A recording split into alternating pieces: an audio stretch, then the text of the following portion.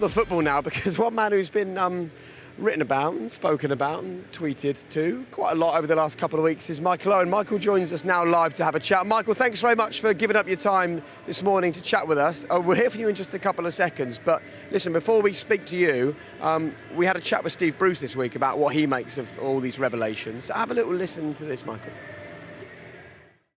I have to side with Alan, because knowing in management and knowing what it means as a manager to put your best team out and to win a game, I don't think Michael's experienced that. So if he ever went into the hot seat, and then I know for them eight games, Alan Shearer still is devastated that Newcastle got relegated. I'm not so sure Michael Owen is. So, you know, everybody's got their own side and their own story, but looking from afar, I know how difficult it is to pick a team and be involved in a team which ultimately gets relegated. And I think Alan's got his story where Michael didn't really want to play, and that's his side of the argument. What do you think, Michael?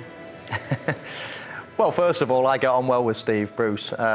He's a good guy, and of course, I haven't been in the hot seat, which is fine. But I mean, a lot of that I certainly don't disagree with.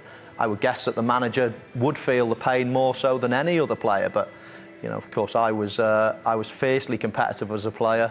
I actually, in this instance, well, it's all in the book, obviously, but I spoke to Alan. I went into his office. I offered my services. I said, I'll start if you want me to, but we decided it was probably best and less of a risk to put me on the bench that time. But I get that, and I also get the fact that Steve Bruce is a new Newcastle manager as well. And of course, you know, if you're asking him that question, then of course there's only one side he's going to sit on as well, and that's quite natural. All right. Well, let's talk about something else in the book, Mo, and that's the conversation about England. You spoke about Fabio Capello. Let me read out a quote from the book. In my opinion, Fabio Capello caused catastrophic damage to both my career and English football in general, and got paid handsomely to do it. Like, is this just because your career ended effectively under him as an England player, or is this really based on things that you thought he did badly in that role, regardless of your own? I was going to say, there's a bit of sour grapes in there, isn't there? Maybe. No, well, listen, I was at the top of my game, I suppose, playing for England on a consistent basis, and as soon as Capello came in, he took one look at me and didn't play me really. So I've obviously got that bias side of the story, that I didn't like it. But even when I was there, I don't think many people liked it. I mean, I know you've got two ex-internationals alongside you as well, Jake, but from my point of view, to come over at the age he came over, not speaking a word of English, I mean, not speaking a word of English, to be the England manager. And of course, at that age, how are you going to learn perfect English in such a short period of time? I mean, I thought it was a poor decision. I've always been in the view that, you know, if you're going to have international football, it should be English players, English physios, English manager, English everything. And that's isn't that the whole point of international football, that you're doing it for your country? I mean, we have club football, we can have foreign managers, foreign players, and the game is better for it. But I was always of the opinion that the manager should be English as well, and I remain that. And someone like Gareth Southgate, people had questions when he came in, and look how well he's doing. Yeah, you're bang on, Michael. I was going to ask you, because when he come in, Fabio, you was I think vice captain maybe, or just you obviously one of the leaders in the dressing room. Did he ever pull you aside and speak to you about his plans for you, or what he needed for him, what he expected for you?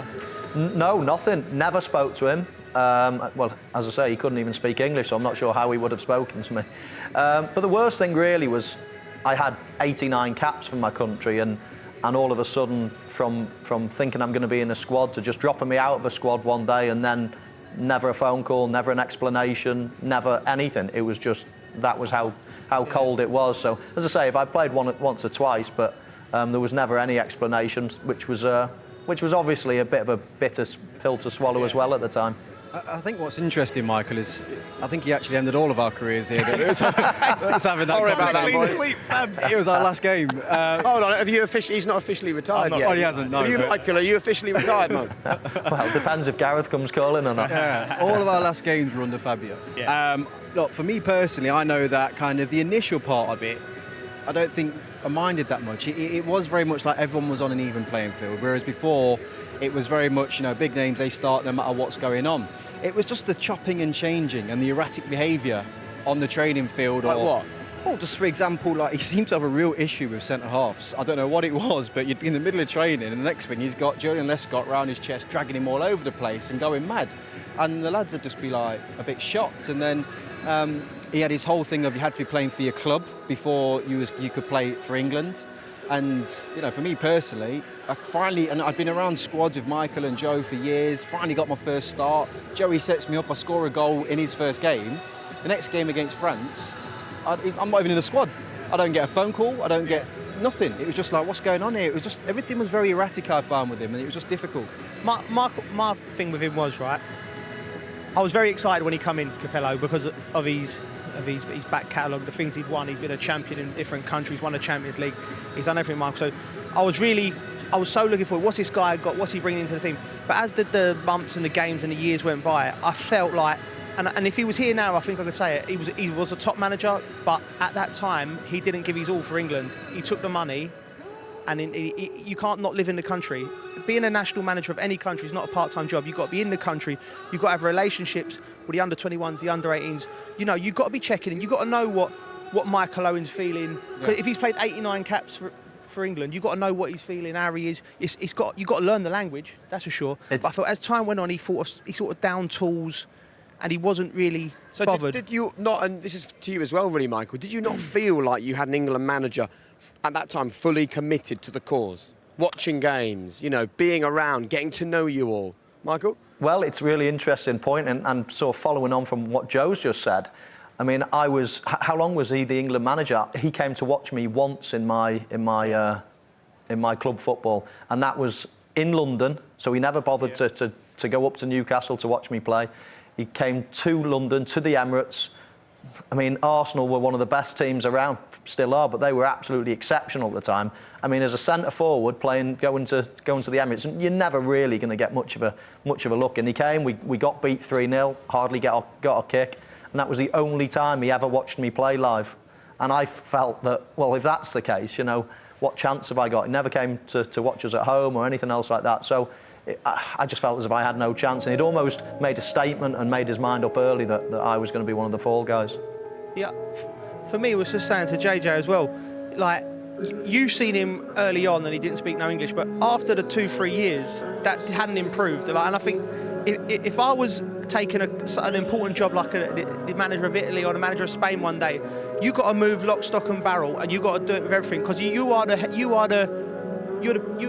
focal point for that country and them players. And then when we go there and he'd try and crack the whip and be very disciplined, which I didn't mind, I thought was the right thing to do. But then you always had it in your back of your mind, well, you're getting on the plane back to Naples or Milan or wherever he's going after this game. Didn't feel you knew. I didn't feel that he was with us. And he might argue that he was putting in. But then my question back would be, why was you not living in England? Why was you not at 3 or 4 games a week, like what Gareth's doing? Like the success we're having with Gareth now is... It's not by coincidence. It's not an accident. He's engaged with his players. He looks every bit an England manager, and the players go there and they know he's given his life and soul to the country. I just don't think Fab's done that. I totally agree. I totally agree with what Joe said. I think when I kind of take myself back to the feeling of arriving at an England camp under Fabio, he was always anxious. He had so many rules you had to adhere by. It's something as far as, I don't know, the right T-shirt you wore down to dinner. He'd literally send you back to your room if you had the wrong T-shirt on. All this is a guy doing what he thinks is the right thing, though, isn't it? No one takes that job and thinks, I'm not going to bother doing what I think is right. This was just his way, maybe, and it didn't translate. It's not a part-time job, though. You could turn up and be disciplined for 2 weeks, but then if you're going to watch Michael Owen once, who's played nearly 90 times for his country and scored 40 goals wherever he scored, you need to be abreast of all things English, and he just wasn't at the time. But then I would say, there's no doubt in his career he has been a top manager, and I've got massive respect for him. But with the England situation, he just weren't engaged with it. He wasn't. I don't feel like he was with the country.